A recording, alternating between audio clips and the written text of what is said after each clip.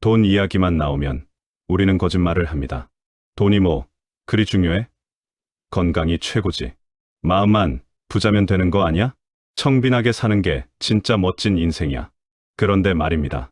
정작 통장 잔고가 바닥을 보일 때, 병원비 고지서를 받아들 때, 자식들 눈치 보며 손 벌릴까 말까 고민할 때, 우리는 이 고상한 말들로 한 달 생활비라도 해결할 수 있습니까? 냉정하게 묻겠습니다. 돈 없이 품위 있는 노년을 상상할 수 있습니까? 돈 없이 누구에게도 짐이 되지 않는 삶을 살 수 있습니까? 돈 없이 당신의 존엄을 지킬 수 있습니까? 당신이 아무리 돈을 초월한 척해도 결국 이 세상은 냉혹합니다. 힘없고 돈 없는 노인에게 세상은 쉽게 무례해지고 쉽게 투명인간 취급을 합니다. 이것이 우리가 외면하고 싶지만 결코 외면할 수 없는 현실입니다. 그런데 놀랍게도 이 불편한 진실을 가장 먼저, 가장 냉철하게 이야기한 사람이 있습니다. 아르투어 쇼펜하우어. 그는 평생 구두쇠로 살았고 단 한 푼도 잃지 않으려 악착같이 돈을 지켰으며 사람들이 속물이라고 비난할 때도 전혀 흔들리지 않았습니다. 오히려 그는 당당하게 외쳤습니다. 돈을 사랑하는 것을 부끄러워하지 마라. 돈은 인간의 행복을 위한 가장 확실한 보증수표다. 하지만 여러분, 여기서 오해하지 마십시오. 쇼펜하우어가 말한 돈의 가치는 우리가 흔히 생각하는 사치나 향락, 남들에게 자랑하기 위한 그런 천박한 것과는 정반대의 지점에 있습니다. 그가 평생 돈을 지켰던 진짜 이유는 우리의 상상을 훨씬 뛰어넘는 깊은 철학적 통찰에서 비롯된 것입니다. 오늘 우리는 그 이야기를 하려 합니다. 쇼펜하우어의 주머니를 열어 그가 평생 아무에게도 말하지 않았지만 가슴 깊이 간직했던 돈의 진짜 의미를 들여다보려 합니다.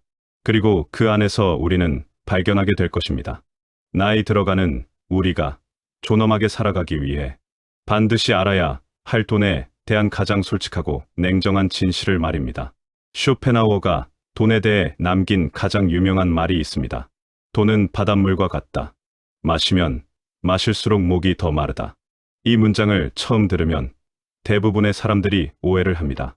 아, 그러니까 돈은 나쁜 것이구나. 돈을 멀리해야 하는구나.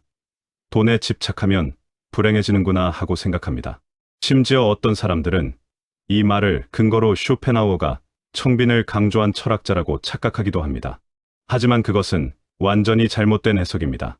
쇼펜하우어는 돈 자체를 비난한 것이 아닙니다. 그는 돈을 잘못된 방식으로 사용하는 어리석음을 경고한 것입니다. 돈을 욕망의 도구로, 쾌락의 수단으로 바라보는 순간 그 돈은 당신을 파멸시키는 독이 든 바닷물이 된다는 것입니다. 그렇다면 여기서 우리는 먼저 물어야 합니다. 왜 돈은 바닷물처럼 우리를 더 목마르게 만드는 것일까요? 왜 우리는 돈을 벌면 벌수록 더 많은 돈을 원하게 되는 것일까요? 이 질문에 답하기 위해서는 쇼펜하우어 철학의 핵심, 바로 맹목적 의지라는 개념을 이해해야 합니다. 쇼펜하우어는 말합니다. 인간의 본질은 이성이 아니라 의지다. 우리 안에는 끊임없이 무언가를 갈망하고 욕구하는 맹목적인 힘이 작동하고 있다. 이 의지는 결코 만족을 모른다. 한 가지 욕망이 채워지면 즉시 다른 욕망이 고개를 든다. 어린 시절 아무것도 모를 때 100만 원도 큰돈일 때가 있었다. 그때는 월급이 100만 원만 넘으면 행복하게 살 수 있을 것 같다고 생각한 적이 있다. 그런데 막상 100만 원을 벌게 되면 어떻습니까? 이번엔 200만 원이 필요해 보입니다. 200만 원을 벌면 300만 원이, 300만 원을 벌면 500만 원이 눈에 들어옵니다. 차도 마찬가지입니다. 처음에는 그저 출퇴근할 수 있는 경차 한 대면 만족이라고 생각했습니다. 하지만 막상 경차를 사고 나면 옆 차선의 준중형 차가 눈에 밟힙니다. 준중형을 사면 중형이, 중형을 사면 수입차가 갖고 싶어집니다. 그렇게 수입차를 샀는데도 여전히 마음 한구석이 허전합니다. 왜냐하면 더 좋은 모델, 더 비싼 브랜드가 또 있기 때문입니다. 이것이 바로 쇼펜하우어가 말한 의지의 작동 방식입니다. 우리의 욕망은 충족되는 순간 사라지는 것이 아니라 충족되는 순간 더 큰 욕망으로 변신합니다. 바닷물을 마시는 것과 정확히 같은 원리입니다. 바닷물을 마시면 어떻게 됩니까? 짠 소금기가 들어오니까 우리 몸은 그것을 희석시키기 위해 더 많은 수분을 요구합니다. 그래서 또 바닷물을 마십니다. 그러면 몸은 더 많은 수분을 요구합니다. 이 악순환이 반복되다가 결국 탈수 증세로 죽음에 이르게 됩니다. 돈을 쾌락을 위해 쓰는 것이 바로 이와 같습니다. 명품 가방 하나를 샀습니다. 처음 며칠은 기쁩니다. SNS에 올리고 친구들에게 자랑도 합니다. 하지만 그 기쁨이 얼마나 갑니까? 한 달? 아닙니다. 길어야 일주일입니다. 그리고 나면 그 가방은 그저 수많은 가방 중 하나가 될 뿐입니다. 오히려 이제는 더 비싼 가방, 더 희귀한 디자인이 눈에 들어오기 시작합니다. 좋은 식당에서 저녁을 먹었습니다. 그 순간은 확실히 행복합니다. 하지만 그 행복은 식사가 끝나는 순간 사라집니다. 그리고 다음번에는 그보다 더 좋은 식당, 더 비싼 코스 요리를 찾게 됩니다. 이전의 즐거움은 이미 당연한 것이 되어버렸기 때문입니다. 심리학에서는 이것을 쾌락 쳇바퀴, 영어로는 hedonic treadmill이라고 부릅니다. 러닝머신 위를 아무리 열심히 뛰어도 제자리인 것처럼 우리는 아무리 많은 돈을 쓰고 아무리 많은 물건을 사도 행복의 수준은 원점으로 돌아온다는 것입니다.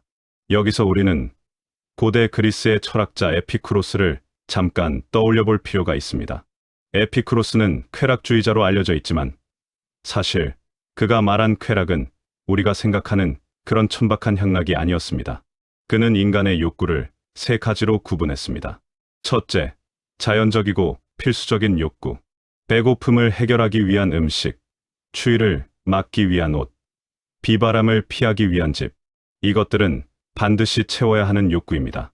둘째, 자연적이지만 필수적이지 않은 욕구. 맛있는 음식, 아름다운 옷, 넓고 화려한 집. 이것들은 있으면 좋지만 없어도 살 수 있는 것들입니다. 셋째, 자연적이지도 않고 필수적이지도 않은 욕구. 명예, 권력, 남들보다 더 많이 가지려는 욕심. 이것들은 채워도 끝이 없는 욕구입니다. 에피쿠로스는 말했습니다. 현명한 사람은 첫 번째 욕구만 확실하게 채우고 두 번째 욕구는 적당히 누리되 세 번째 욕구는 아예 추구하지 않는다고 말입니다. 그런데 오늘날 우리는 어떻게 살고 있습니까?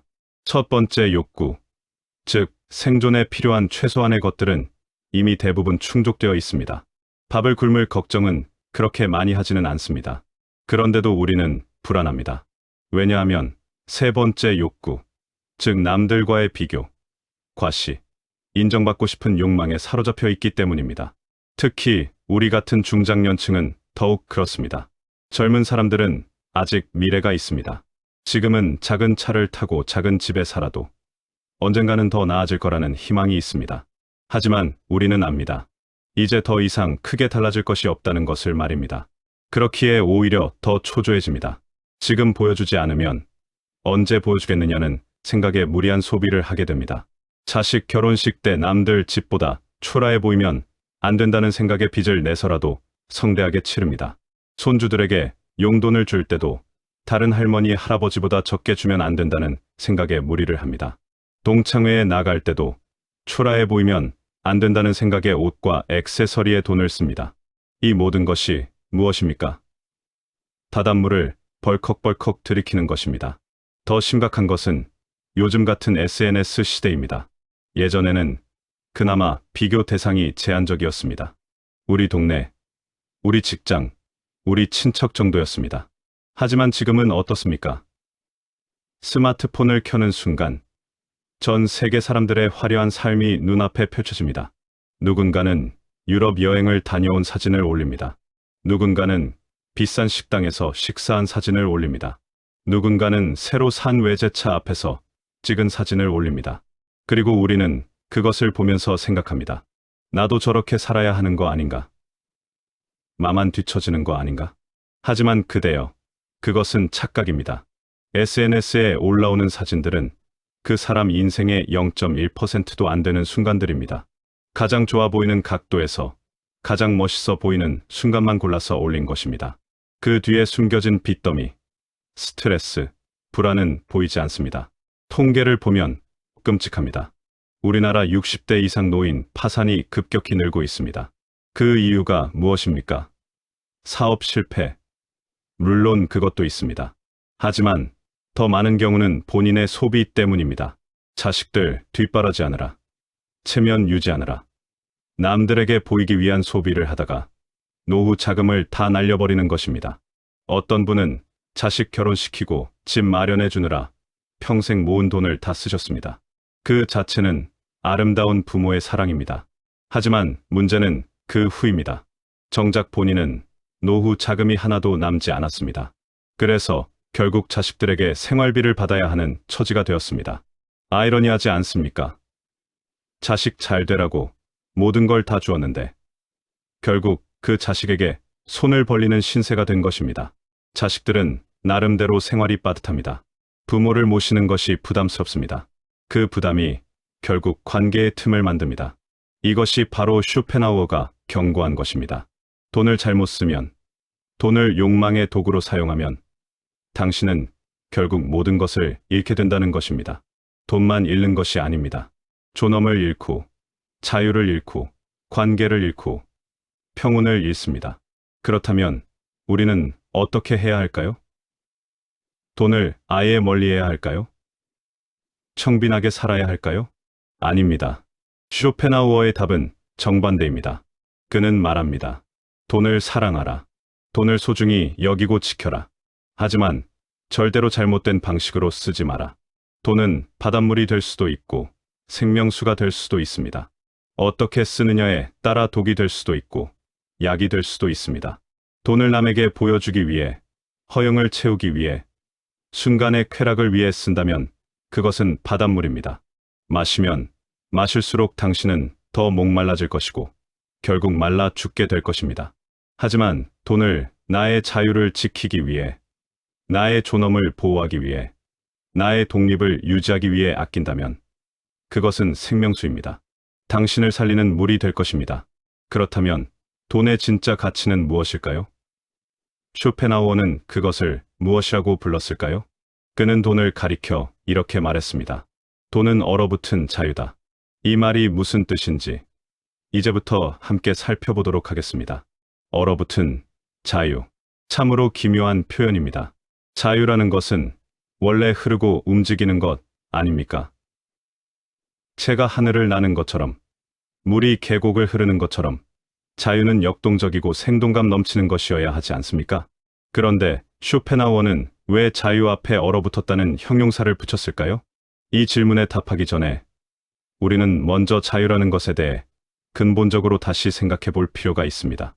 여러분, 자유라고 하면 무엇이 떠오르십니까? 대부분의 사람들은 이렇게 대답합니다. 내가 하고 싶은 것을 마음껏 하는 것. 그것이 자유라고 말입니다.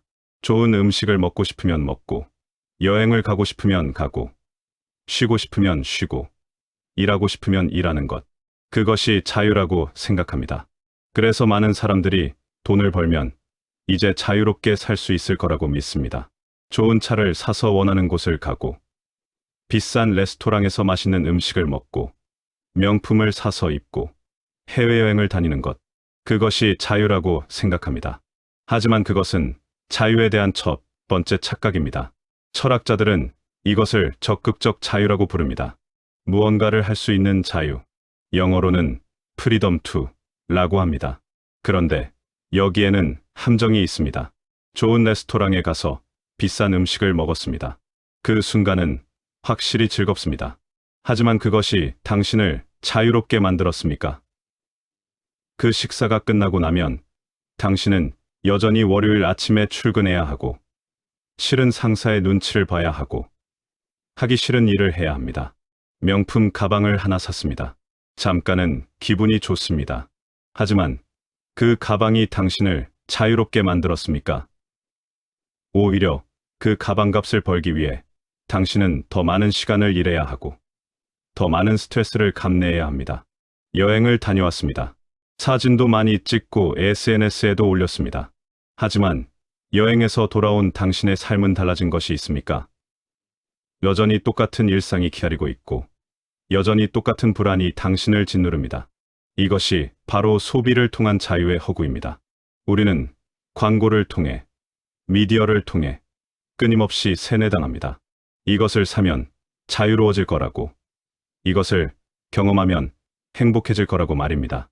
하지만 그것은 거짓말입니다. 그것은 자유가 아니라 잠깐의 위안에 불과합니다. 마치 통증을 없애주는 진통제처럼 증상은 일시적으로 사라지지만 병은 그대로 남아 있습니다. 두 번째 착각은 성공을 통한 자유입니다. 많은 사람들이 생각합니다. 내가 더 높은 지위에 오르면, 더 많은 돈을 벌면, 더 유명해지면 그때는 자유로워질 거라고 말입니다. 그래서 승진을 위해, 성공을 위해, 인정받기 위해 자신을 갈아넣습니다. 하지만 그것은 또 다른 함정입니다. 높은 지위에 오를수록 오히려 자유는 줄어듭니다. 더 많은 책임이 생기고, 더 많은 사람들의 기대를 져야 하고, 더 조심스럽게 행동해야 합니다. 사장이 말단 사원보다 더 자유롭습니까? 겉으로는 그렇게 보이지만 실제로는 사장이 더 많은 것에 얽매여 있습니다. 유명해지면 어떻습니까? 대중의 시선이라는 보이지 않는 감옥에 갇히게 됩니다. 조금만 실수해도 비난받고, 조금만 평범하게 행동해도 실망했다고 말합니다. 유명인들이 왜 그토록 사생활을 갈망합니까? 왜 조용한 곳에 숨고 싶어 합니까? 바로 그들이 자유롭지 못하기 때문입니다. 그렇다면 진짜 자유는 무엇입니까? 쇼펜하우어는 말합니다. 진짜 자유는 무언가를 할 수 있는 자유가 아니라 하지 않을 수 있는 자유라고 말입니다. 영어로는 freedom from이라고 합니다. 무언가로부터의 자유입니다. 이것을 철학에서는 소극적 자유라고 부릅니다. 하기 싫은 일을 하지 않을 수 있는 권리, 만나기 싫은 사람을 만나지 않을 수 있는 권리, 듣기 싫은 말을 듣지 않을 수 있는 권리, 참지 않아도 되는 권리, 이것이 진짜 자유입니다. 돈이 없으면 우리는 어떻게 살아야 합니까? 아침 6시에 알람이 울립니다. 몸은 천근만근 무겁습니다. 어젯밤에 술이 좀 과했습니다. 머리가 지끈거립니다. 이불 속이 너무 따뜻합니다. 조금만 더 자고 싶습니다. 하지만 일어나야 합니다. 왜냐하면 출근해야 하기 때문입니다. 출근하지 않으면 월급이 나오지 않고, 월급이 나오지 않으면 집세를 낼 수 없고, 밥을 먹을 수 없기 때문입니다. 지하철은 사람들로 가득합니다. 서로 밀고 밀립니다. 답답합니다. 숨쉬기도 힘듭니다. 하지만 참아야 합니다. 택시를 타면 편하겠지만 그럴 여유가 없습니다. 회사에 도착했습니다. 상사가 불합리한 지시를 합니다. 말이 안 되는 일정을 요구합니다. 화가 납니다. 한마디 하고 싶습니다. 하지만 참아야 합니다. 왜냐하면 이 월급이 필요하기 때문입니다. 점심시간입니다. 동료들이 식사하자고 합니다. 사실 혼자 조용히 쉬고 싶습니다. 하지만 따라가야 합니다. 안 그러면 왕따가 될 수 있고, 인간관계가 틀어지면 일할 때 불편할 수가 있습니다. 저녁이 되었습니다. 상사가 회식을 하자고 합니다. 집에 가서 쉬고 싶습니다. 아이들 얼굴도 보고 싶습니다. 하지만 가야 합니다. 안 그러면 눈 밖에 날 수 있기 때문입니다. 이것이 자유입니까? 이것은 자유가 아닙니다. 이것은 타인에게 종속된 삶입니다. 경제적 필요에 의해 강제당하는 삶입니다. 쇼펜하우어는 말합니다. 돈이 없는 사람은 자신의 시간과 에너지를 남에게 팔 수밖에 없다고 말입니다. 그것은 형식적으로는 계약이지만 실질적으로는 노예 상태와 크게 다르지 않습니다. 물론 여기서 누군가는 반박할 수 있습니다. 옛날 노예와 현대의 직장인을 어떻게 비교할 수 있느냐고 말입니다. 우리는 원하면 회사를 그만둘 수 있고 직업을 바꿀 수 있지 않느냐고 말입니다. 하지만 그것은 형식적인 자유일 뿐입니다. 만약 당신이 그만두면 당장 생계가 막막해진다면, 만약 다른 선택지가 없다면 그것을 진정한 자유라고 부를 수 있습니까? 총을 머리에 대고 원하면 안 해도 돼라고 말하는 것과 무엇이 다릅니까? 하지만 돈이 있다면 어떻습니까? 상사가 불합리한 지시를 하면 당당하게 말할 수 있습니다. 죄송하지만 그건 안 될 것 같습니다. 왜냐하면 최악의 경우 이 회사를 그만두어도 당신은 먹고 살 수 있기 때문입니다. 하기 싫은 회식에 가지 않아도 됩니다. 오늘은 개인적인 일이 있어서요. 눈치 볼 필요가 없습니다. 왜냐하면 이 사람들의 인정이 당신의 생존과 직결되어 있지 않기 때문입니다. 만나기 싫은 사람들의 모임에 나가지 않아도 됩니다. 체면 때문에 억지로 웃으며 시간을 낭비하지 않아도 됩니다. 왜냐하면 당신은 그들에게 아무것도 바라는 것이 없기 때문입니다. 이것이 바로 쇼펜하우어가 말한 자유입니다. 무언가를 할 수 있는 자유가 아니라 하지 않을 수 있는 자유. 세상을 향해 당당하게 아니오라고 말할 수 있는 힘. 이것이 돈이 주는 진짜 가치입니다. 고대 그리스의 스토아 철학자들도 비슷한 이야기를 했습니다. 로마의 철학자이자 정치가였던 세네카를 한번 보십시오. 그는 당대 최고의 부자 중 한 명이었습니다. 그런데 흥미로운 것은 그가 부를 축적하면서도 동시에 금욕주의를 설파했다는 점입니다. 어떤 사람들은 이것을 위선이라고 비난했습니다. 하지만 세네카의 논리를 들어보면 이해가 됩니다. 그는 말했습니다. 나는 부를 소유하고 있지만 부가 나를 소유하고 있지는 않다. 나는 언제든지 이 모든 것을 내려놓을 준비가 되어 있다. 하지만 가난한 사람은 다르다. 가난은 그를 소유하고 있다. 그는 가난으로부터 자유롭지 못하다. 무슨 뜻입니까? 진짜 자유는 물질을 소유하느냐, 마느냐의 문제가 아니라 물질에 종속되어 있느냐, 아니냐의 문제라는 것입니다. 부자라도 돈에 집착하고 돈을 잃을까봐 전전긍긍한다면 그는 자유롭지 못합니다. 반대로 가난하지만 마음이 평온하고 담담하다면 그것도 좋은 삶입니다. 하지만 여기서 중요한 것은 세네카 자신은 실제로 부를 가지고 있었다는 사실입니다. 그가 가난했다면 같은 말을 할 수 있었을까요? 아마 어려웠을 것입니다. 스토아 철학자들이 추구한 것은 아타락시아, 즉 평정심이었습니다. 그 어떤 외부 상황에도 흔들리지 않는 마음의 평화. 그런데 빚쟁이가 문을 두드리고 내일 먹을 밥이 없고 아이들 학비를 걱정해야 하는 상황에서 평정심을 유지할 수 있습니까? 로마의 황제이자 철학자였던 마르쿠스 아우렐리우스는 명상록에 이렇게 썼습니다. 부에도 빈곤에도 흔들리지 말라. 내 안에 모든 것이 있다. 아름다운 말입니다. 하지만 이 말을 쓴 사람이 로마 제국의 황제였다는 것을 잊어서는 안 됩니다. 그는 군주를 걱정이 없었고 추위에 떨 걱정이 없었고 노후를 걱정할 필요가 없었습니다. 그렇기에 그는 내면의 평화에 집중할 수 있었습니다. 동양 철학도 비슷한 이상을 추구했습니다. 중국의 장자는 소유유, 즉 아무런 구속 없이 자유롭게 논의는 경지를 이야기했습니다. 세상의 명예와 이익에 얽매이지 않고 자연과 하나가 되어 유유자적하는 삶. 참으로 아름다운 이상입니다. 하지만 현실적으로 생각해 봅시다.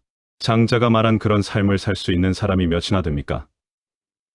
당장 먹고 사는 것이 급한 사람에게 소유를 이야기하는 것이 무슨 의미가 있습니까? 조선시대 선비들도 청빈을 미덕으로 여겼습니다. 양반은 돈을 밝히지 않는다. 선비는 이익을 추구하지 않는다는 것이 이상이었습니다. 하지만 실제 역사를 보면 어떻습니까? 청빈한 선비로 칭송받는 사람들 중 상당수는 사실 땅을 많이 가지고 있었거나 집안이 부유했습니다. 즉, 경제적 기반이 있었기 때문에 청빈한 척할 수 있었던 것입니다. 정말로 가난한 양반들은 어떻게 되었습니까? 결국 몰락했습니다. 체면 때문에 장사도 할 수 없고 농사도 천하게 여겨 못하고 결국 굶어 죽거나 신분을 포기해야 했습니다. 이것이 바로 현실입니다.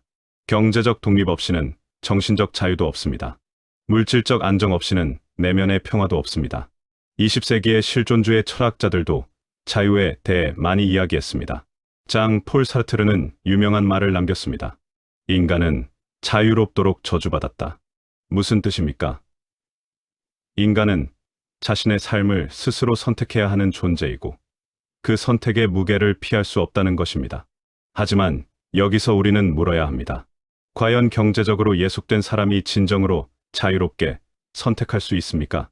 공장 노동자가 새벽같이 일어나 일터로 가는 것이 자유로운 선택입니까? 형식적으로는 그렇습니다. 그는 선택할 수 있습니다. 일하지 않을 자유가 있습니다. 하지만 일하지 않으면 기본적인 생활이 어렵습니다. 이것을 진정한 선택이라고 부를 수 있습니까? 사르트르 자신은 어떻게 살았습니까? 그는 대학 교수였고 작가였고 경제적으로 안정된 삶을 살았습니다. 그렇기에 그는 자유에 대해 선택에 대해, 실존에 대해 사색할 수 있었습니다. 독일의 철학자 마르틴 하이데거는 본래적 실존에 대해 이야기했습니다. 그는 말했습니다. 대부분의 사람들은 세인, 즉 익명의 대중으로 살아간다고 말입니다. 남들이 하니까 나도 하고, 남들이 생각하는 대로 생각하고, 남들이 원하는 대로 산다는 것입니다. 이것은 비본래적 실존입니다. 진짜 자기 자신으로 산다는 것은 세인의 영향에서 벗어나 죽음을 직시하고 자신만의 길을 가는 것입니다. 맞는 말입니다. 하지만 여기서도 같은 질문을 해야 합니다. 경제적으로 남에게 의존하는 사람이 과연 본래적 실존을 살 수 있습니까?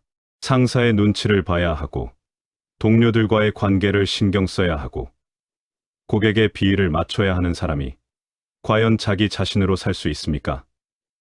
그는 필연적으로 타인의 기대에 맞춰 자신을 조정해야 합니다. 이것이 바로 세인으로 사는 것 아닙니까? 오늘날 대부분의 직장인들을 보십시오. 월요일 아침, 출근길, 지하철 안의 사람들 표정을 보면 알 수 있습니다. 그들의 눈빛에는 생기가 없습니다. 어깨는 축 처져 있습니다. 마치 도살장으로 끌려가는 양 같습니다. 왜 그럴까요? 그들이 정말로 하고 싶어서 그 일을 하는 것이 아니기 때문입니다. 생계를 위해, 가족을 먹여 살리기 위해, 집값을 갚기 위해 어쩔 수 없이 하는 것입니다. 저녁이 되어 퇴근합니다. 피곤해 지쳐 집에 돌아옵니다. 씻고 밥 먹고 잠깐 TV 보다가 잠듭니다. 그리고 다음 날 아침 다시 같은 일이 반복됩니다. 이것이 자유입니까? 이것이 인간다운 삶입니까? 철학자 프리드리 니츠는 이런 삶을 살아가는 사람들을 가리켜 마지막 인간이라고 불렀습니다. 아무런 꿈도 없고, 아무런 열정도 없고, 그저 편안함과 안전만을 추구하며 사는 사람들 말입니다. 하지만 여기서 우리는 공정하게 질문해야 합니다. 그들이 정말로 그저 편안함만을 추구하는 것일까요? 아니면 경제적 필요 때문에 어쩔 수 없이 그렇게 사는 것일까요? 만약 그들에게 충분한 돈이 있다면, 마냥 먹고 사는 걱정을 하지 않아도 된다면, 그들도 자신이 진짜 하고 싶은 일을 찾고 자신만의 삶을 살아가지 않을까요? 쇼펜하우어 자신이 바로 그 증거입니다. 그는 아버지로부터 막대한 유산을 물려받았습니다. 평생 일하지 않아도 될 만큼 부유했습니다. 그래서 그는 무엇을 했습니까? 그는 대학 교수가 되려 하지 않았습니다. 왜냐하면 대학은 그에게 특정한 방식으로 가르치라고 요구했기 때문입니다. 그는 그런 간섭을 원하지 않았습니다. 그는 출판사의 요구에 맞춰 글을 쓰지 않았습니다. 잘 팔리는 책을 쓰라는 압력을 받아들이지 않았습니다. 왜냐하면 그는 책이 팔리지 않아도 먹고 사는데 지장이 없었기 때문입니다. 그는 자신이 진정으로 탐구하고 싶은 주제를 자신이 진정으로 쓰고 싶은 방식으로 아무의 간섭도 받지 않고 연구하고 저술했습니다. 그 결과가 무엇입니까? 그의 철학은 당대에는 인정받지 못했습니다. 그의 책은 잘 팔리지 않았습니다. 만약 그가 돈이 필요했다면 아마 타협했을 것입니다. 대중이 원하는 것을 썼을 것입니다. 하지만 그는 그럴 필요가 없었습니다. 그는 기다릴 수 있었습니다. 세상이 자신을 알아볼 때까지, 자신의 철학이 빛을 발할 때까지 기다릴 수 있었습니다. 그리고 결국 그의 철학은 후대에 큰 영향을 미쳤습니다. 이것이 바로 돈이 주는 자유입니다. 돈은 당신에게 시간을 줍니다. 기다릴 수 있는 여유를 줍니다. 당장의 필요에 쫓기지 않고 장기적인 안목으로 인생을 설계할 수 있는 힘을 줍니다. 돈은 당신에게 선택권을 줍니다. 이것을 해도 되고 안 해도 되는 진짜 의미의 선택권을 줍니다. 하지 않으면 경제적인 어려움이 오는 선택은 선택이 아닙니다. 돈은 당신에게 존엄을 줍니다. 아무에게도 고개 숙이지 않아도 되는, 누구에게도 손 벌리지 않아도 되는 당당한 존엄을 줍니다. 이것이 바로 쇼펜하우어가 돈을 얼어붙은 자유라고 부른 이유입니다. 왜 얼어붙었다고 했을까요? 자유는 본래 유동적이고 불확실한 것입니다. 오늘은 자유로웠다가 내일은 또 구속될 수 있습니다. 하지만 돈으로 확보한 자유는 다릅니다. 그것은 통장에, 자산에 구체적인 숫자로 고정되어 있습니다. 얼어붙어 있습니다. 그렇기 때문에 오히려 더 확실합니다. 언제든지 필요할 때 녹여서 쓸 수 있습니다. 언제든지 위기가 닥쳤을 때, 자유가 필요할 때, 그 얼어붙은 자유를 꺼내서 사용할 수 있습니다. 그렇기에 쇼펜하우어는 말합니다. 돈을 모으고 지키는 것은 단순히 물질을 축적하는 행위가 아닙니다. 그것은 자유를 비축하는 행위입니다. 존엄을 저장하는 행위입니다. 나 자신으로 살 수 있는 권리를 확보하는 행위입니다. 그러므로 돈을 사랑하십시오. 돈을 소중히 여기십시오. 그것은 부끄러운 일이 아닙니다. 그것은 당신의 자유를, 당신의 존엄을, 당신의 인간다움을 지키려는 가장 현실적이고 가장 절실한 노력입니다. 지금까지 우리는 돈이 왜 바닷물처럼 위험할 수 있는지, 그리고 동시에 왜 얼어붙은 자유로서 소중한지를 이야기했습니다. 하지만 여전히 많은 분들이 마음 한구석에서는 이렇게 생각하실 겁니다. 그래도 돈이 전부는 아니잖아요. 마음이 부자면 되는 거 아닌가요? 청빈하게 사는 것도 아름다운 삶 아닌가요? 세상에는 이런 말들이 참 많습니다. 가난해도 행복할 수 있어요. 돈보다 중요한 게 많아요. 물질적으로는 가난해도 정신적으로 부자면 되죠. 검소한 삶이 진짜 아름다운 삶입니다. 참으로 고상하고 아름다운 말들입니다. 하지만 여러분, 이런 말들을 하는 사람들을 잘 관찰해 보셨습니까? 대부분 어떤 사람들입니까? 이미 충분히 가진 사람들입니다. 배부른 사람이 굶주린 사람에게 밥이 전부가 아니야. 정신이 중요해라고 말하는 것과 같습니다. 따뜻한 집에 사는 사람이 노숙자에게 추위쯤 정신력으로 이겨낼 수 있어라고 말하는 것과 같습니다. 쇼펜하우어는 이런 말들을 가리켜 위선이라고 했습니다. 가진 자들이 만들어낸 아름다운 거짓말이라고 했습니다. 아니면 정말로 현실을 모르는 순진한 소리라고 했습니다. 그는 단호하게 말합니다. 가난은 고통이다. 특히 노년의 가난은 재앙이다. 왜 그럴까요? 왜 쇼펜하우어는 이토록 냉정하게 가난의 현실을 이야기했을까요? 먼저 우리는 청빈이라는 개념을 제대로 이해해야 합니다. 종교적 맥락에서의 청빈은 아름다운 것입니다. 프란치스코 성인을 생각해 보십시오. 그는 부유한 집안의 자제였지만 모든 것을 버리고 가난하게 살았습니다. 하지만 그것은 선택이었습니다. 자발적 가난이었습니다.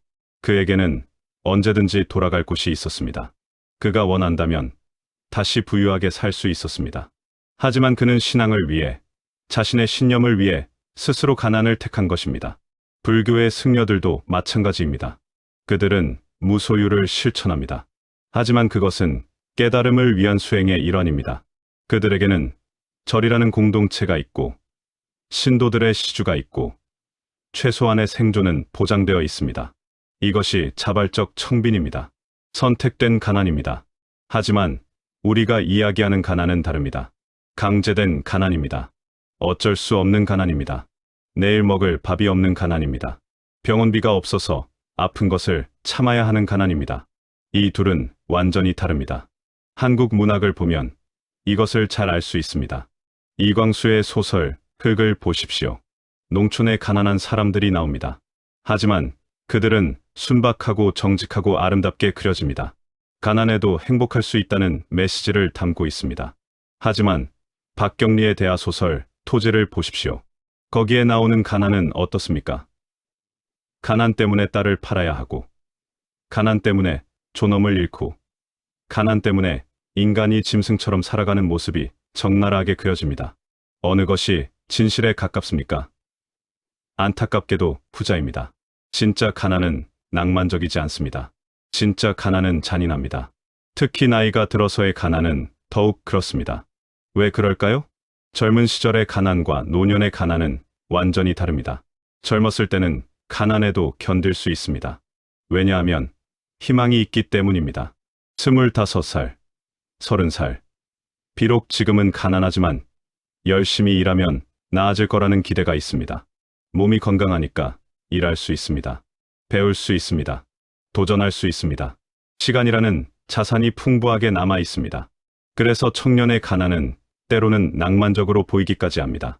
고시원에서 라면 끓여 먹으며 꿈을 키우는 젊은이들, 작은 원룸에서 창업을 준비하는 청년들, 힘들지만 눈빛만은 살아있습니다. 왜냐하면 미래가 있기 때문입니다. 하지만 65, 70, 75의 가난은 어떻습니까? 희망이 없습니다. 더 이상 나아질 거라는 기대를 할 수 없습니다. 왜냐하면 시간이 없기 때문입니다. 젊은 사람에게 시간은 자산입니다. 지금 실패해도 다시 시작할 수 있습니다. 지금 돈이 없어도 앞으로 벌 수 있습니다. 하지만 노인에게 시간은 빠르게 고갈되고 있는 자원입니다. 이미 너무 많이 써버렸고 남은 것이 얼마 없습니다. 더 심각한 것은 몸입니다. 나이가 든다는 것은 무엇입니까? 그것은 건강이라는 마지막 보루가 무너지는 과정입니다. 젊었을 때는 아파도 금방 회복됩니다. 밤을 새워 일해도 다음 날이면 괜찮습니다. 조금 무리해도 몸이 버텨줍니다. 하지만 나이가 들면 그렇지 않습니다. 한번 아프면 회복이 더딥니다. 약을 먹어야 합니다. 병원에 자주 가야 합니다. 어느 날 갑자기 무릎이 아프기 시작합니다. 허리가 아파옵니다. 혈압이 올라갑니다. 당뇨가 찾아옵니다. 그리고 이 모든 것에는 돈이 듭니다. 약값, 병원비, 치료비, 건강보험이 있다고 해도 본인 부담금이 만만치 않습니다. 특히 큰 병에 걸리면 어떻습니까? 수술비, 입원비, 간병비까지 천문학적인 돈이 필요합니다. 젊은 사람은 아파도 일할 수 있습니다. 아니, 아파도 일해야만 합니다. 그래야 치료비를 벌 수 있으니까요. 하지만 노인은 아프면 일조차 할 수 없습니다. 몸이 버티지 못합니다. 여기서 우리는 노년의 3중 상실을 이야기해야 합니다. 첫 번째 상실은 건강의 상실입니다. 이것은 방금 이야기했습니다. 노년에 건강을 잃는다는 것은 단순히 아픈 것이 아니라 스스로 무언가를 할 수 있는 능력 자체를 잃는다는 의미입니다. 두 번째 상실은 지위의 상실입니다. 젊었을 때는 당신이 누구였습니까? 회사의 부장이었습니까? 과장이었습니까? 사장이었습니까? 사람들이 당신을 존중했습니다. 당신의 의견을 들었습니다. 당신의 결정이 중요했습니다. 하지만 은퇴하는 순간 무슨 일이 벌어집니까? 명함이 사라집니다. 직함이 사라집니다. 사람들은 더 이상 당신을 찾지 않습니다. 회사 사람들은 연락이 끊깁니다.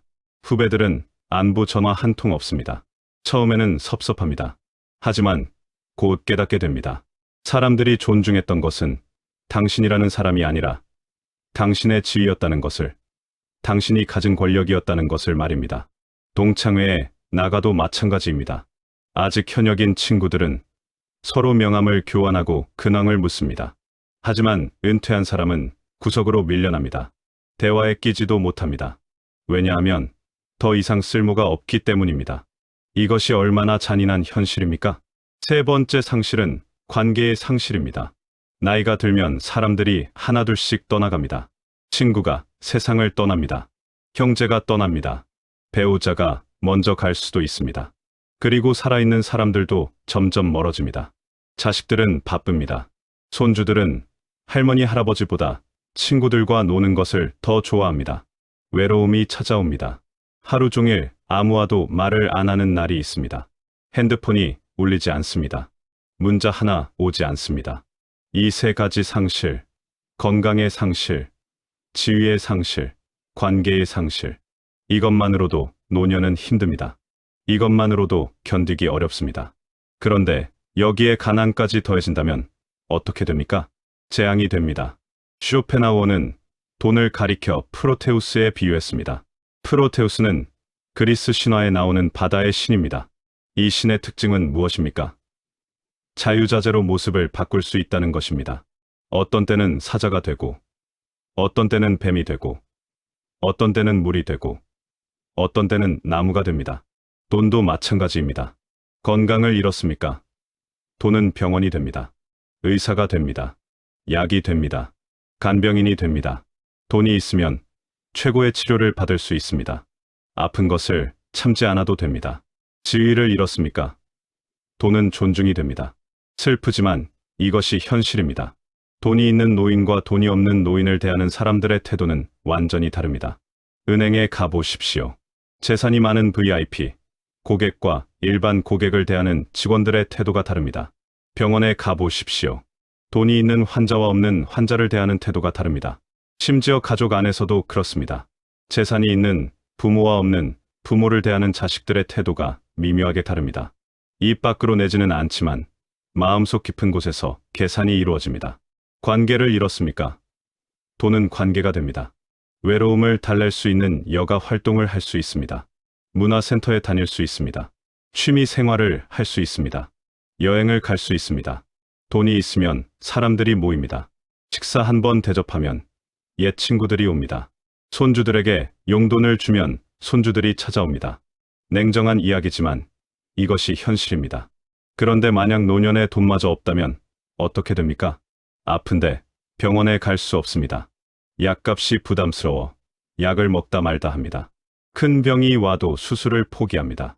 왜냐하면 수술비를 감당하기가 힘들기 때문입니다. 그렇게 아픈 것을 참고 참다가 병이 악화됩니다. 지위도 없고 돈도 없으니 사람들이 무시합니다. 버스를 타도, 은행을 가도, 관공서를 가도 사람들이 함부로 대합니다. 큰 소리를 칩니다. 불친절하게 굽니다. 왜냐하면 당신이 아무런 힘도 없는 사람이기 때문입니다. 당신에게서 얻을 것이 아무것도 없기 때문입니다. 외롭지만 아무데도 갈 수 없습니다. 친구들이 카페에서 차 한잔 하자고 해도 부담스럽습니다. 몇천 원이 아깝습니다. 그래서 핑계를 대고 안 나갑니다. 그러다 보면 점점 모임에서 빠지게 되고 결국 친구들도 더 이상 부르지 않습니다. 집에 혼자 있습니다. TV만 봅니다. 하루 종일 누워 있습니다. 무기력해집니다. 우울해집니다. 그리고 가장 비참한 것은 자식들에게 짐이 된다는 느낌입니다. 우리나라는 특히 효를 중시하는 문화입니다. 예전에 부모를 모시는 것이 당연하다고 생각한 적이 있습니다. 하지만 요즘은 어떻습니까? 요즘 젊은 세대들은 자기 살기도 힘듭니다. 집값은 천정부지로 올라가고 일자리는 불안정하고 결혼해서 아이를 낳으면 육아 비용이 어마어마합니다. 그런 상황에서 부모까지 모신다는 것은 엄청난 부담입니다. 물론 자식들은 최선을 다합니다. 효자 효녀들도 많습니다. 하지만 부모 입장에서 생각해 보십시오. 가끔 용돈을 받습니다. 자식이 통장에 입금해 줍니다. 고맙습니다. 정말 고맙습니다. 하지만 동시에 미안합니다. 자식에게 부담을 주고 있다는 것을 알기 때문입니다. 명절이 되면 자식 집에 갑니다. 며느리가 음식을 차려줍니다. 손주들이 세배를 합니다. 세뱃돈을 줘야 하는데 주머니 사정이 넉넉하지 않습니다. 다른 할머니, 할아버지들보다 적게 줄까봐 전전긍긍합니다. 병원에 가야 하는데 자식한테 말하기가 조심스럽습니다. 또 돈 달라는 소리로 들릴까봐 걱정됩니다. 그래서 참습니다. 그러다가 병이 더 악화됩니다. 이것이 얼마나 비참한 일입니까? 평생 자식을 키우고, 자식 공부시키고, 자식 결혼시키고, 자식 뒷바라지 하다가 이제 늙어서는 그 자식에게 손을 벌리고 눈치를 봐야 한다는 것이 얼마나 서러운 일입니까? 어떤 분은 이렇게 말씀하셨습니다. 내가 이렇게 늙고 초라해질 줄은 몰랐어요. 젊었을 때는 괜찮을 줄 알았어요. 자식들이 잘 되면 나도 잘 될 줄 알았어요. 그런데 아니더라고요. 자식들은 자식들 살기 바빠요. 나는 그저 짐일 뿐이에요. 그분의 눈에는 눈물이 고여 있었습니다. 프랑스의 작가 카프카가 쓴 변신이라는 소설이 있습니다. 어느 날 아침, 주인공 그레고르 잠자는 거대한 벌레로 변해 있습니다. 그는 가족의 생계를 책임지던 성실한 가장이었습니다. 하지만 벌레가 되는 순간 그는 쓸모 없어집니다. 처음에는 가족들이 그를 돌봐줍니다. 여동생이 음식을 갖다 줍니다. 하지만 시간이 지나면서 가족들은 그를 귀찮아하기 시작합니다. 부담스러워합니다. 그는 방에 갇혀 지냅니다. 아무도 찾지 않습니다. 결국 그는 외롭게 죽습니다. 그리고 가족들은 안도합니다. 이제 짐이 없어졌다고 생각합니다. 이 소설이 무엇을 이야기하는 것입니까? 쓸모 없어진 인간의 비극입니다. 더 이상 사회에, 가족에 기여할 수 없게 된 인간이 어떻게 버려지는지를 보여주는 것입니다. 너무 냉정한 이야기 같습니까? 하지만 이것이 현실입니다. 우리 사회는 쓸모를 따집니다. 당신이 무엇을 할 수 있는지, 무엇을 생산할 수 있는지, 무엇을 기여할 수 있는지를 봅니다. 노인이 되면 생산성이 떨어집니다. 일할 수 없습니다. 기여할 수 없습니다. 그러면 자연스럽게 주변부로 밀려납니다. 하지만 돈이 있으면 다릅니다. 돈이 있으면 비록 일을 하지 못해도, 비록 생산성이 없어도 여전히 쓸모가 있습니다. 왜냐하면 당신이 가진 자산이 당신을 대변하기 때문입니다. 돈이 있으면 자식들에게 짐이 되지 않습니다. 오히려 자식들이 안심합니다. 부모님이 경제적으로 독립적이시니까 걱정이 덜합니다. 그러면 관계가 더 건강해집니다. 미안함 없이 만날 수 있습니다. 눈치 보지 않고 이야기할 수 있습니다. 부담 없이 서로를 사랑할 수 있습니다. 이것이 바로 돈이 가족 관계를 구원하는 방식입니다. 한국 사회에서 특히 이것은 중요합니다. 서양에서는 노인이 자식에게 의존하는 것이 비교적 드뭅니다. 각자 독립적으로 삽니다. 국가의 복지 시스템이 노인을 돌봐줍니다. 하지만 우리나라는 아직도 가족이 노인을 책임져야 한다는 문화가 강합니다. 국가 복지는 충분하지 않습니다. 기초연금을 받아도 생활하기에 턱없이 부족합니다. 그렇기 때문에 더욱 더 경제적 독립이 중요합니다. 자식들에게 미안함 없이 당당하게 독립적으로 노년을 살기 위해서는 반드시 돈이 필요합니다. 쇼펜하우어는 말합니다.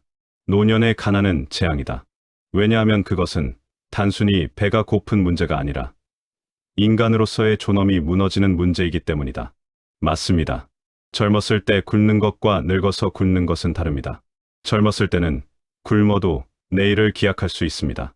하지만 늙어서 굶는다는 것은 내일도 모레도 계속 굶어야 한다는 것을 의미합니다.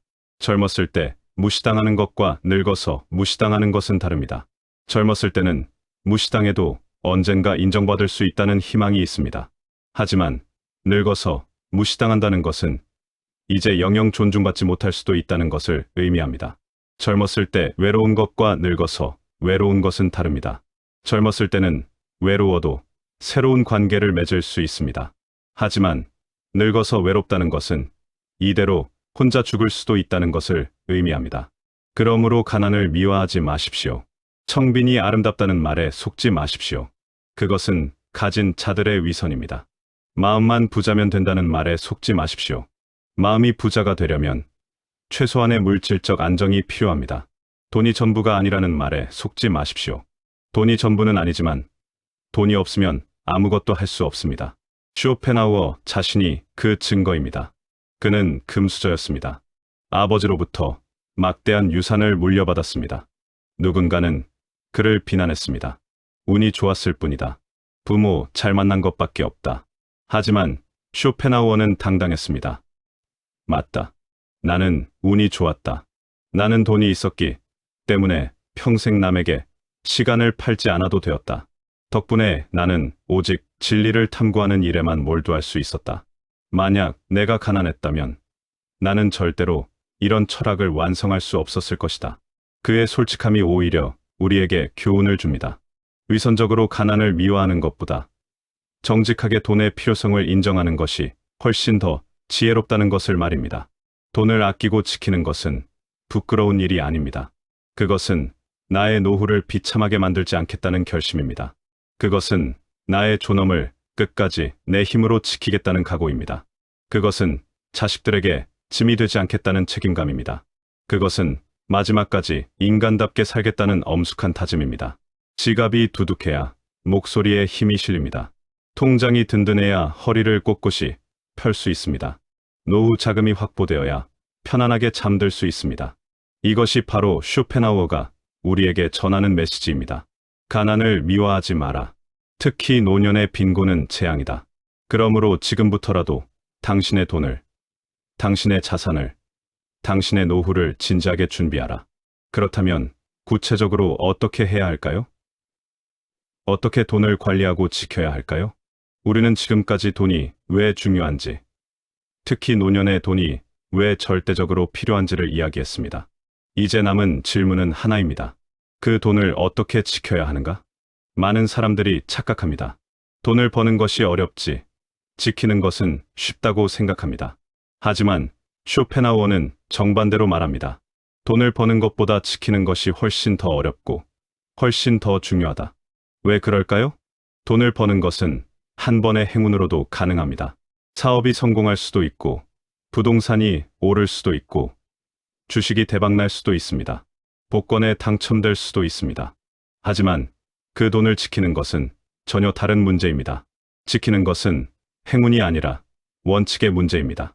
절제의 문제입니다. 지혜의 문제입니다. 통계를 보면 놀랍습니다.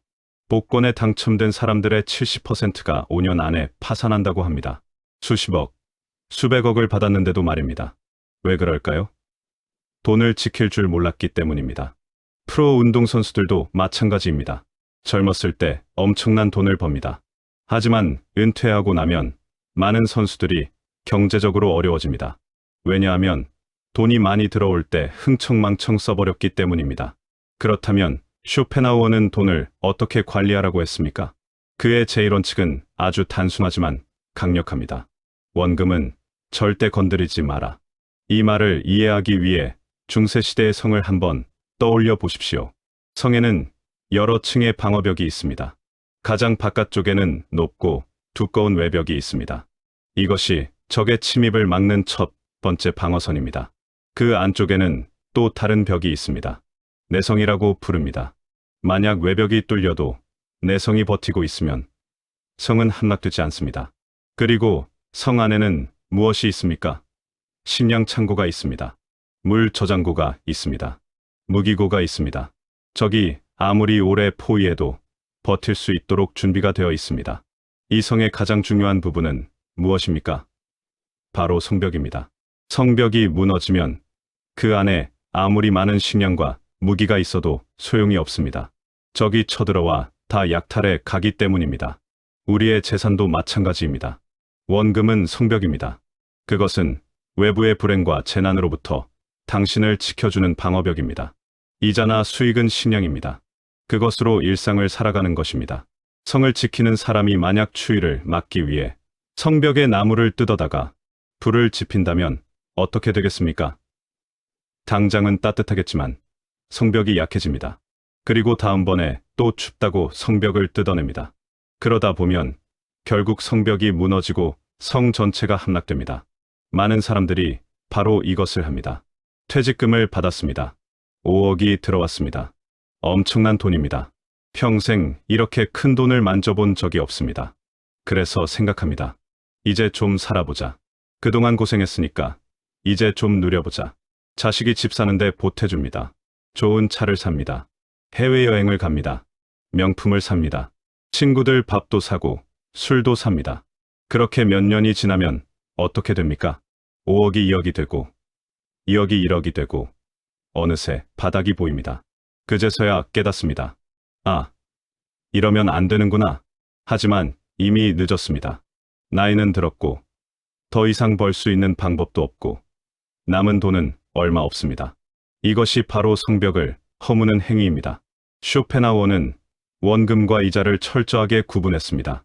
그에게 원금은 절대 손대서는 안 되는 성역이었습니다. 그것은 곶감 빼먹듯이 조금씩 쓰는 돈이 아니었습니다. 그것은 세상의 온갖 불행으로부터 나를 지켜주는 단단한 방파제였습니다.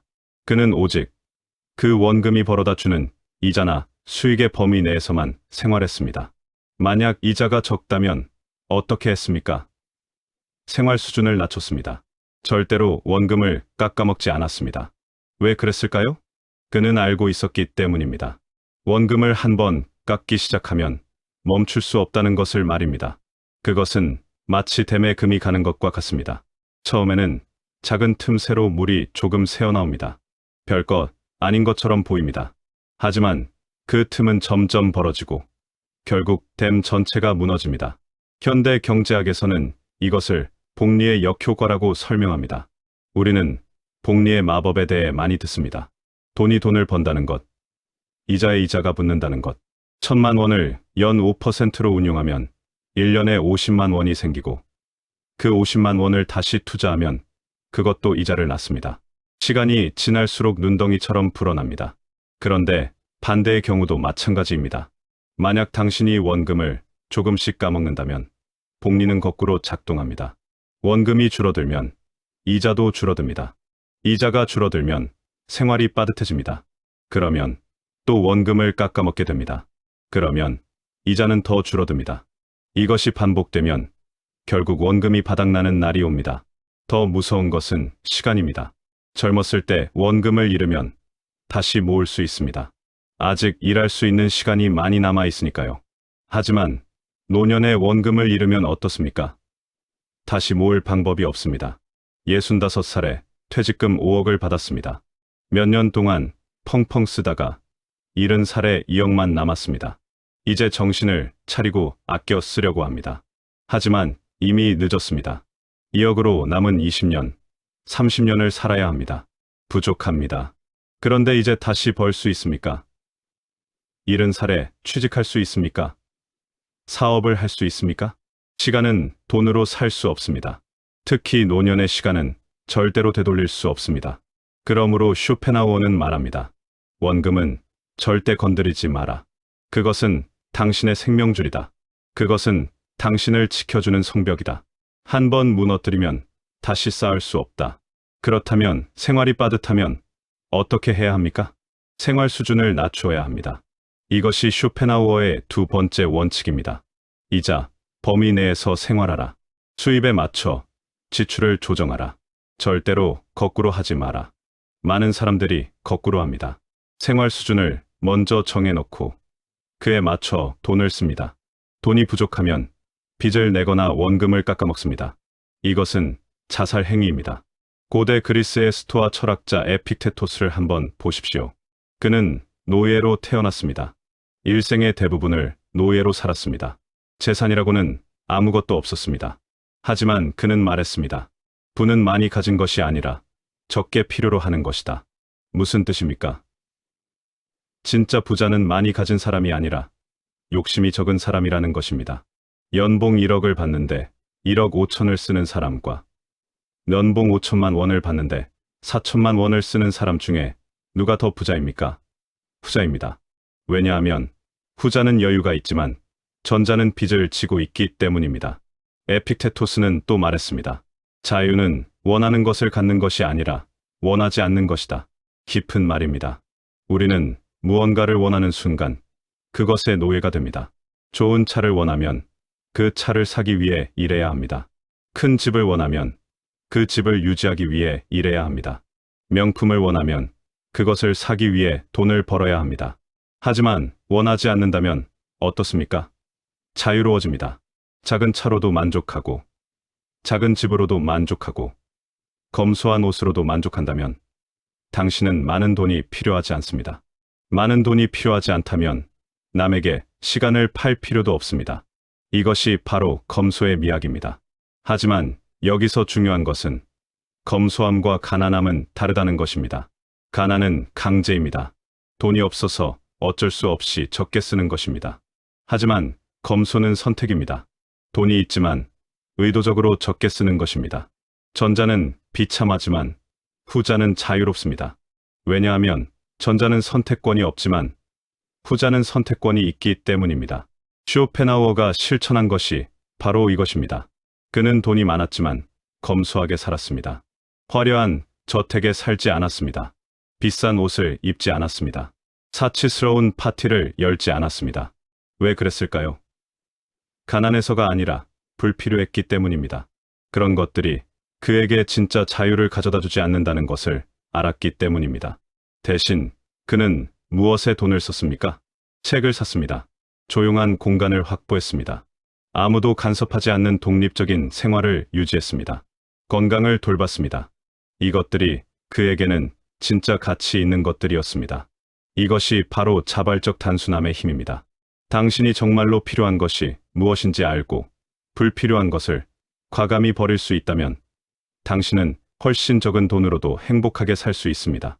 그리고 그렇게 아낀 돈은 원금을 보존하는 데 쓸 수 있습니다. 하지만 현대 사회는 우리를 끊임없이 유혹합니다. 특히 노년층을 노리는 금융 사기가 판을 칩니다. 높은 수익을 약속하는 투자 상품들, 연금을 불려준다는 보험 상품들, 한 번만 투자하면 몇 배가 된다는 달콤한 말들. 왜 노인들이 이런 사기에 잘 당할까요? 심리학적으로 분석해보면 몇 가지 이유가 있습니다. 첫째, 외로움입니다. 나이가 들면 외롭습니다. 그런데 누군가 친절하게 다가와서 관심을 보이면 경계심이 풀립니다. 사기꾼들은 이것을 이용합니다. 먼저 관계를 맺습니다. 자주 찾아옵니다. 선물도 주고 식사도 대접합니다. 그러면 노인들은 고마워합니다. 그리고 그 사람이 권하는 것을 거절하기 어려워집니다. 둘째, 불안입니다. 노년에는 돈에 대한 불안이 큽니다. 이 돈으로 얼마나 살 수 있을까? 병원비가 더 나가면 어떡하지? 이런 불안 때문에 돈을 불려야겠다는 조급함이 생깁니다. 사기꾼들은 이 불안을 자극합니다. 요즘 같은 저금리 시대에 은행에만 넣어두시면 손해예요. 이거 하시면 몇 배로 불어나요. 셋째, 인지 능력의 저하입니다. 나이가 들면 판단력이 떨어집니다. 복잡한 금융 상품을 이해하기 어려워집니다. 작은 글씨로 쓰인 계약서를 제대로 읽지 못합니다. 사기꾼들은 이것을 이용해서 일부러 복잡하게 만들고 서두르게 만듭니다. 오늘 안에 결정하셔야 해요. 내일이면 기회가 없어요. 그렇다면 어떻게 이런 유혹을 피할 수 있습니까? 쇼펜하우어의 세 번째 원칙을 기억해야 합니다. 불확실한 큰 이익보다 확실한 작은 이익이 낫다. 이것은 리스크에 대한 철학입니다. 젊었을 때는 리스크를 감수할 수 있습니다. 주식에 투자했다가 망해도 다시 일해서 벌 수 있습니다. 사업이 실패해도 재개할 시간이 있습니다. 하지만 노년은 다릅니다. 한 번 잃으면 끝입니다. 다시 회복할 시간도 체력도 없습니다. 그러므로 노년의 투자 원칙은 명확합니다. 원금을 지키는 것이 최우선입니다. 수익률은 그 다음입니다. 연 2%, 3%면 충분합니다. 안전하게 은행 예금에 넣어두거나 국채를 사거나 아주 안정적인 배당주에 투자하는 것으로 충분합니다. 누군가 당신에게 연 20%, 30% 수익을 약속한다면 그것은 100% 사기입니다. 세상에 그런 좋은 투자가 있다면 은행이 먼저 할 것입니다. 당신한테 올 이유가 없습니다. 17세기 프랑스의 수학자 블레즈 파스칼은 유명한 내기 이론을 제시했습니다. 신이 존재하는지 안 하는지 우리는 확실히 알 수 없습니다. 하지만 우리는 선택을 해야 합니다. 신을 믿을 것인가? 믿지 않을 것인가? 만약 신을 믿고 신이 존재한다면 당신은 영원한 천국을 얻습니다. 만약 신을 믿었는데 신이 존재하지 않는다면 당신은 몇십 년의 시간을 잃습니다. 반대로 신을 믿지 않았는데 신이 존재한다면 당신은 영원한 지옥에 떨어집니다. 신을 믿지 않고 신이 존재하지 않는다면 당신은 자유로운 몇십 년을 얻습니다. 어느 쪽에 거는 것이 합리적입니까? 당연히 신을 믿는 쪽입니다. 왜냐하면 잃을 수 있는 것은 유한하지만 얻을 수 있는 것은 무한하기 때문입니다. 이것을 노후 투자에 적용해 보십시오. 안전한 투자를 선택하면 최악의 경우에도 원금은 지킬 수 있습니다. 조금 불어날 수도 있습니다. 하지만 위험한 투자를 선택하면 잘 되면 많이 벌 수 있지만 잘못되면 모든 것을 잃습니다. 그런데 노년에 모든 것을 잃는다는 것은 무엇을 의미합니까? 단순히 돈을 잃는 것이 아니라 삶 자체를 잃는다는 것을 의미합니다. 더 이상 회복할 방법이 없기 때문입니다. 그러므로 노년의 투자 원칙은 파스칼의 내기와 같습니다. 최악의 상황을 먼저 고려하고 그 최악의 상황에서도 살아남을 수 있는 선택을 해야 합니다. 쇼펜하우어 자신이 바로 이렇게 했습니다. 그는 극도로 보수적인 투자자였습니다. 높은 수익률을 약속하는 투자는 절대 하지 않았습니다. 안전한 채권과 부동산에만 투자했습니다. 한 번은 그가 투자한 은행이 파산 위기에 처한 적이 있었습니다. 많은 사람들이 돈을 잃을 뻔했습니다. 하지만 쇼펜하우어는 포기하지 않았습니다. 법정까지 가서 싸웠습니다. 결국 자신의 돈을 지켜냈습니다. 사람들은 그를 구두쇠라고 비난했습니다. 고작 돈 때문에 그렇게까지 하냐고 말했습니다. 하지만 쇼펜하우어는 흔들리지 않았습니다. 그는 알고 있었습니다. 그 돈이 자신의 자유를, 자신의 독립을, 자신의 철학적 작업을 가능하게 하는 성벽이라는 것을 말입니다. 당신의 돈을 불리려고 욕심 내지 마십시오. 당신의 돈을 지키는데 모든 에너지를 쏟으십시오. 원금은 성벽입니다. 절대 허물지 마십시오. 이자는 신양입니다. 그 범위 내에서 생활하십시오. 확실한 것을 선택하십시오. 불확실한 큰 이익에 현혹되지 마십시오. 검소하게 사십시오. 그것은 가난이 아니라 지혜입니다. 이렇게 지켜낸 그 돈이 결국 당신을 지켜줄 것입니다. 당신이 아플 때 그 돈이 약이 되어줄 것입니다. 당신이 외로울 때 그 돈이 벗이 되어줄 것입니다. 당신이 도움이 필요할 때 그 돈이 손이 되어줄 것입니다. 하지만 한 가지 더 중요한 것이 있습니다. 지킨 돈을 어떻게 쓰느냐 하는 것입니다. 돈을 모으는 것만큼이나 중요한 것이 있습니다. 아니, 어쩌면 더 중요할지도 모릅니다. 바로 그 돈을 어떻게 쓰느냐 하는 것입니다. 쇼펜하워는 구두쇠였습니다. 하지만 그가 돈을 아예 쓰지 않은 것은 아닙니다. 그는 돈을 써야 할 곳과 쓰지 말아야 할 곳을 정확히 구분했습니다. 그리고 그 구분의 기준은 명확했습니다. 돈을 쓰지 말아야 할 곳은 남에게 보이기 위한 곳입니다. 돈을 써야 할 곳은 나를 지키기 위한 곳입니다. 이 구분을 이해하기 위해 우리는 먼저 인간이 왜 과시하려고 하는지를 알아야 합니다. 19세기 말 미국의 경제학자이자 사회학자인 소스타인 베블런이라는 사람이 있었습니다. 그는 유한계급론이라는 책을 썼는데 거기서 아주 흥미로운 개념을 제시했습니다. 바로 과시적 소비입니다. 베블런은 관찰했습니다. 부유한 사람들이 실제로 필요해서가 아니라 남들에게 보여주기 위해 돈을 쓴다는 것을 말입니다. 예를 들어볼까요? 귀족들은 왜 불편한 의상을 입었습니까? 코르셋으로 허리를 졸라매고 무거운 드레스를 입고 높은 굽에 신발을 신었습니다. 편한가요? 전혀 편하지 않습니다. 오히려 불편하고 고통스럽습니다. 하지만 그것이 목적이었습니다. 이렇게 불편한 옷을 입고도 살 수 있다는 것은 내가 일을 하지 않아도 되는 사람이라는 것을 보여주는 것이었습니다. 일하는 사람은 이런 옷을 입을 수 없습니다. 일을 할 수가 없으니까요. 남자들의 긴 손톱도 마찬가지였습니다. 중국의 양반들이나 유럽의 귀족들 중에는 손톱을 아주 길게 기르는 사람들이 있었습니다. 왜 그랬을까요? 일을 하지 않는다는 것을 보여주기 위해서였습니다. 손톱이 길면 일을 할 수 없습니다. 즉, 나는 일을 할 필요가 없는 사람이라는 것을 과시하는 것입니다. 이것이 바로 과시적 소비의 본질입니다. 실용성이 아니라 신분을 보여주기 위한 소비입니다. 그런데 이것이 과거의 일입니까? 아닙니다. 지금도 똑같습니다. 아니, 어쩌면 지금이 더 심합니다. 왜 사람들은 로고가 크게 박힌 명품 가방을 살까요? 그 가방이 일반 가방보다 기능적으로 뛰어나서일까요? 아닙니다. 더 많은 물건이 들어가서일까요? 아닙니다. 더 튼튼해서일까요? 오히려 관리하기 더 까다롭습니다. 그럼 왜 삽니까? 그 로고 때문입니다. 그 브랜드가 주는 상징성 때문입니다. 나는 이런 비싼 가방을 살 수 있는 사람이야 라고 말하기 위해서입니다. 입으로 소리내어 말하지는 않지만 무의식에서 뿌듯함과 우월감을 느끼고 있는 것입니다. 자동차는 어떻습니까? A라는 차와 B라는 차가 있습니다. 성능은 비슷합니다. 안전성도 비슷합니다. 연비도 비슷합니다. 하지만 가격은 3배 차이가 납니다. 왜 그럴까요? 브랜드 때문입니다. 엠블럼 때문입니다. 사람들은 이동수단이 필요해서 비싼 차를 사는 것이 아닙니다. 신분을 보여주기 위해 삽니다. 나는 이 정도 차를 타는 사람이야 라고 말하기 위해서입니다. 아파트는 또 어떻습니까?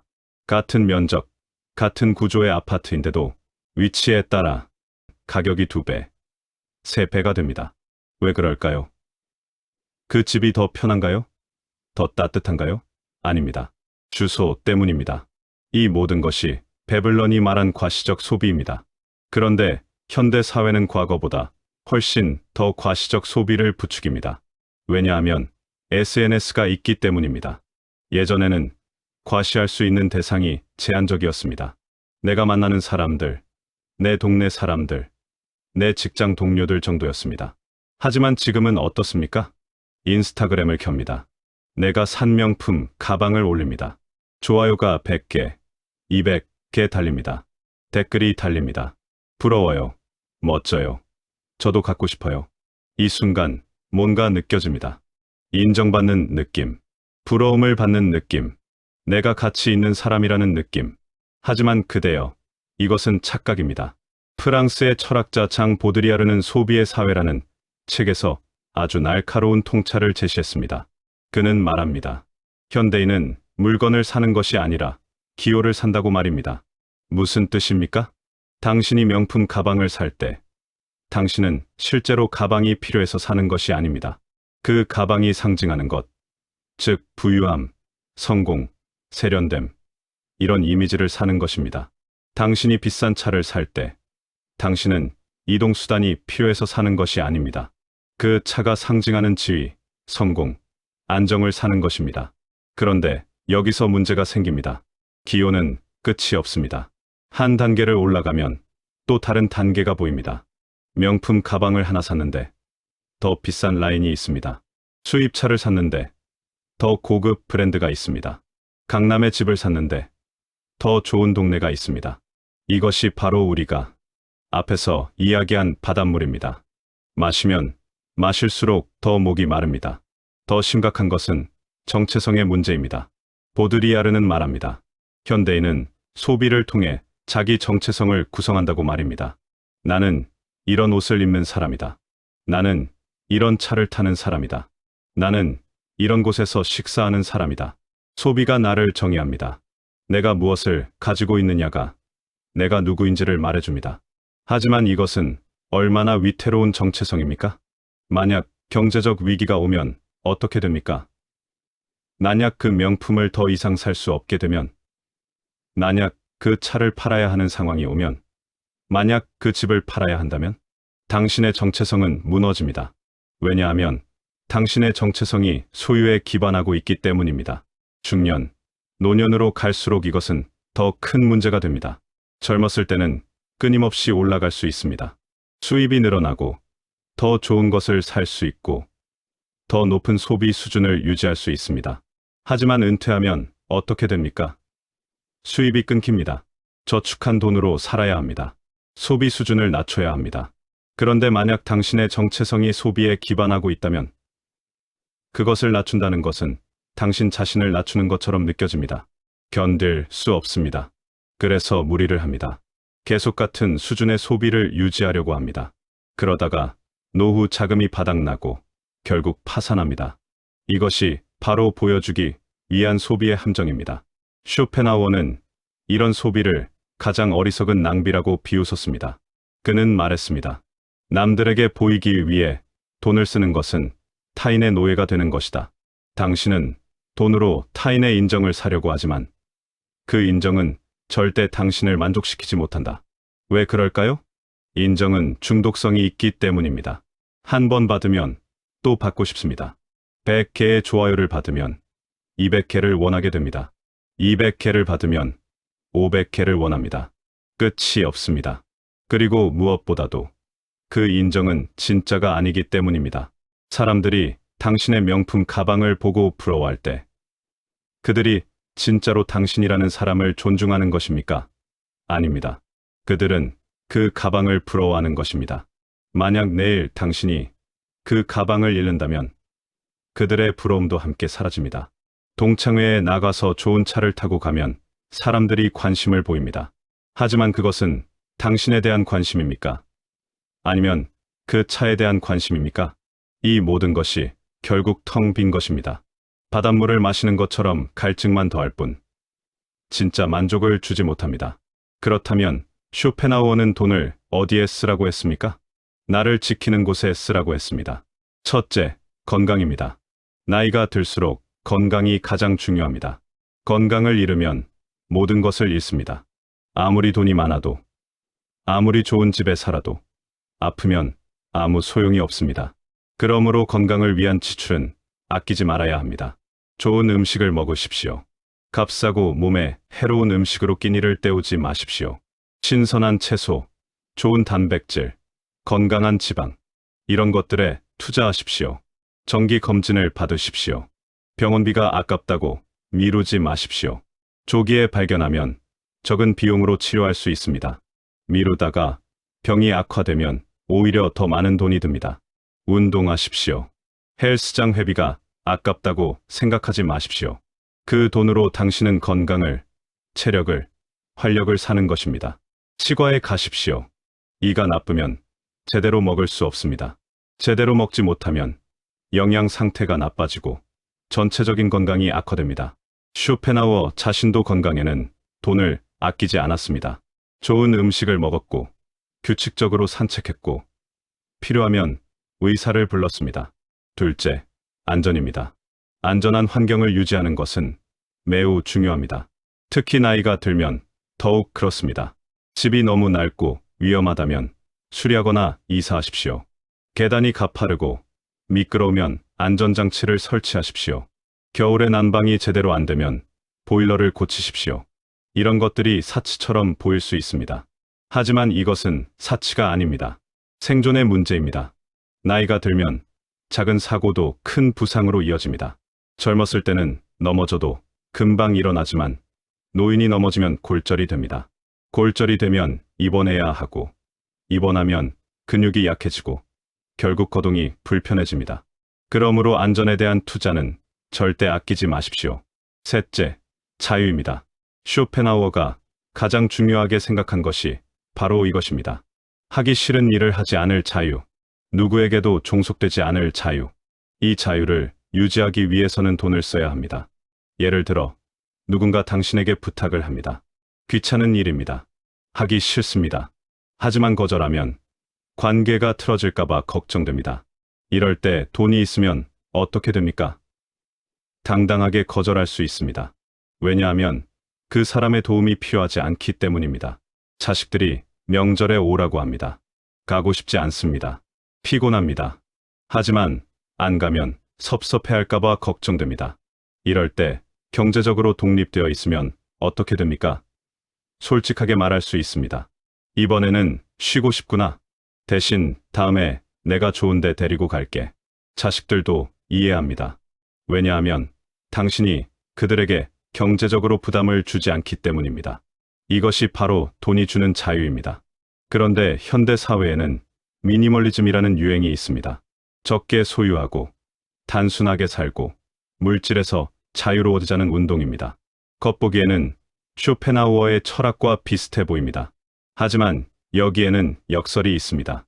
진짜 미니멀리즘은 경제적 여유가 있을 때 가능합니다. 물건을 적게 가진다는 것은 필요할 때 언제든지 살 수 있다는 자신감이 있을 때 가능합니다. 옷이 몇 벌밖에 없어도 괜찮은 이유는 필요하면 언제든지 새 옷을 살 수 있기 때문입니다. 하지만 돈이 없어서 물건을 못 사는 것은 미니멀리즘이 아닙니다. 그것은 그냥 가난입니다. 스티브 잡스가 항상 같은 옷을 입은 것을 미니멀리즘이라고 합니다. 맞습니다. 하지만 그는 억만장자였습니다. 그는 선택해서 같은 옷을 입은 것입니다. 돈이 없어서 입은 것이 아닙니다. 이것이 바로 자발적 단순함과 강제된 검소의 차이입니다. 전자는 자유롭지만 후자는 비참합니다. 전자는 선택이지만 후자는 어쩔 수 없는 것입니다. 그러므로 먼저 경제적 독립을 확보하십시오. 그리고 나서 미니멀리즘을 실천하십시오. 순서를 바꾸면 안 됩니다. 이제 노년의 현명한 소비에 대해 좀 더 구체적으로 이야기해 보겠습니다. 나이가 들면 소비의 우선순위가 바뀌어야 합니다. 젊었을 때는 물질을 사는 것이 의미가 있었습니다. 차를 사고, 집을 사고, 가구를 사고, 이런 것들이 필요했습니다.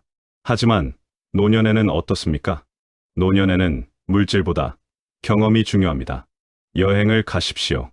가고 싶었던 곳을 가십시오. 지금 가지 않으면 언제 가겠습니까? 몸이 더 불편해지기 전에 기력이 있을 때 가야 합니다. 맛있는 음식을 드십시오. 비싼 식당에 갈 필요는 없습니다. 하지만 먹고 싶은 것을 참지는 마십시오. 배우고 싶었던 것을 배우십시오. 악기든 그림이든 외국어든 평생 하고 싶었지만 바빠서 못했던 것들을 이제 하십시오. 하지만 여기서도 원칙은 지켜야 합니다. 원금을 깎아먹으며 호화롭게 살지는 마십시오. 이자와 수익의 범위 내에서 즐기십시오. 그리고 관계에 투자하십시오. 노년의 가장 무서운 것은 외로움입니다. 돈이 아무리 많아도 혼자 있으면 비참합니다. 친구들과 만나십시오. 차 한 잔 마시는 돈이 아깝지 않습니다. 그 돈으로 당신은 이야기를 나누고 웃음을 나누고 외로움을 달랩니다. 자식들에게 가끔 선물을 하십시오. 부담스러울 정도로 큰 선물은 필요 없습니다. 작은 것이라도 마음을 전하십시오. 손주들에게 용돈을 주십시오. 그들이 당신을 찾아올 이유를 만드십시오. 속물적으로 들립니까? 하지만 이것이 현실입니다. 사람들은 아무 이유 없이 움직이지 않습니다. 하지만 동시에 균형을 잡아야 합니다. 너무 많이 주면 안 됩니다. 자식들이 당신의 돈에 의존하게 만들면 안 됩니다. 그것은 자식들을 위해서도 좋지 않고 당신을 위해서도 좋지 않습니다. 적당히 주고 적당히 거리를 유지하십시오. 경제적으로 독립적이면서도 정서적으로 연결되어 있는 관계. 이것이 이상적입니다. 마지막으로 마지막까지 지켜야 할 것들이 있습니다. 건강을 지키십시오. 아프면 치료하십시오. 병원비를 아끼다가 병을 키우지 마십시오. 안전을 지키십시오. 위험한 상황을 만들지 마십시오. 무리하지 마십시오. 존엄을 지키십시오. 누구에게도 과도하게 의존하지 마십시오. 평온을 지키십시오. 불필요한 스트레스를 만들지 마십시오. 쓸데없는 다툼에 휘말리지 마십시오. 이 모든 것을 지키기 위해 필요한 것이 바로 돈입니다. 그러므로 돈을 남에게 보여주기 위해 쓰지 마십시오. 남들이 부러워하든 말든 신경 쓰지 마십시오. 대신 나를 지키기 위해 쓰십시오. 나의 건강을 지키고, 나의 안전을 지키고, 나의 자유를 지키고, 나의 존엄을 지키기 위해 쓰십시오. 그것이야말로 돈을 가장 가치 있게, 가장 현명하게 쓰는 것입니다. 쇼펜하우어는 말했습니다. 돈은 남을 감동시키기 위해 있는 것이 아니다. 돈은 나를 세상의 고통으로부터 격리시키기 위해 존재하는 가장 현실적이고 강력한 도구다. 이 말을 가슴에 새기십시오. 당신의 통장에 있는 그 돈은 남들에게 자랑하려고 모은 것이 아닙니다. 당신이 마지막까지 인간답게, 품위 있게, 존엄하게 살기 위해 모은 것입니다. 그러니 현명하게 쓰십시오. 아껴야 할 곳은 아끼고, 써야 할 곳은 쓰십시오. 남의 눈치를 보지 말고, 당신 자신의 판단을 믿으십시오. 그렇게 살아간다면, 당신은 쇼펜하우어가 꿈꾸었던 삶, 즉 돈의 노예가 아니라 돈의 주인으로 사는 삶을 살게 될 것입니다. 세상의 평가에 흔들리지 않고 자기 자신에게 충실한 삶을 사는 것입니다. 아무리 위대한 정신이라도, 아무리 고귀한 사상이라도 몸이 무너지면 끝입니다. 그리고 몸을 지키려면 돈이 필요합니다. 돈에 끌려다니지 않고 돈을 지배하고 돈을 자신의 목적을 위해 사용하는 것.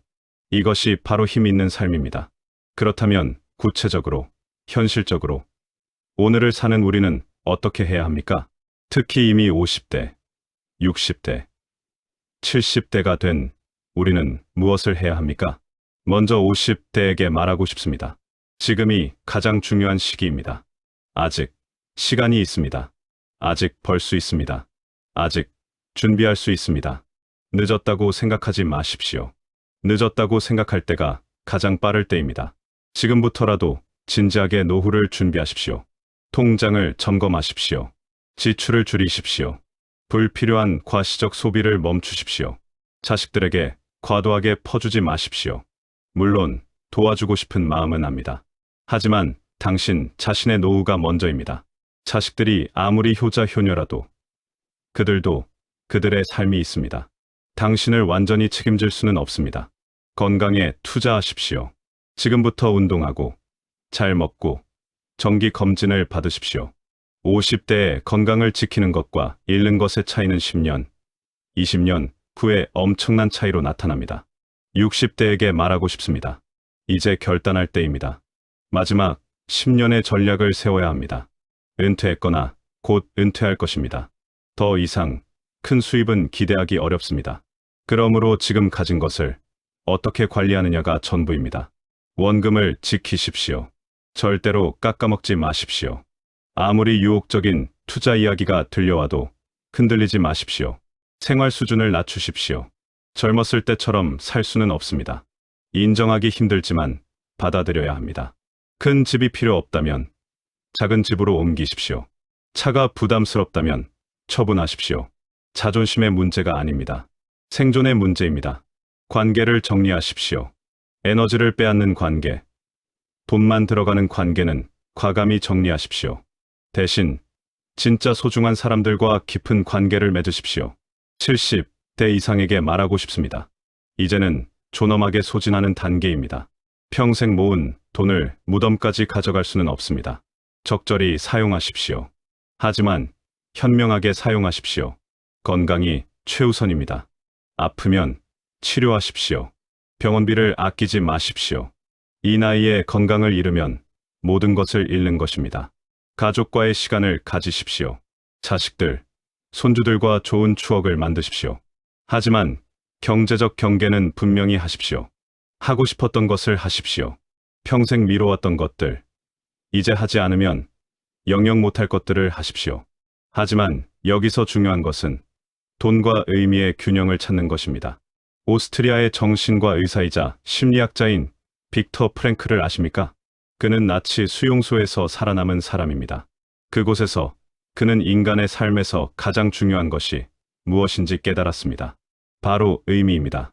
그는 로고테라피라는 치료법을 개발했습니다.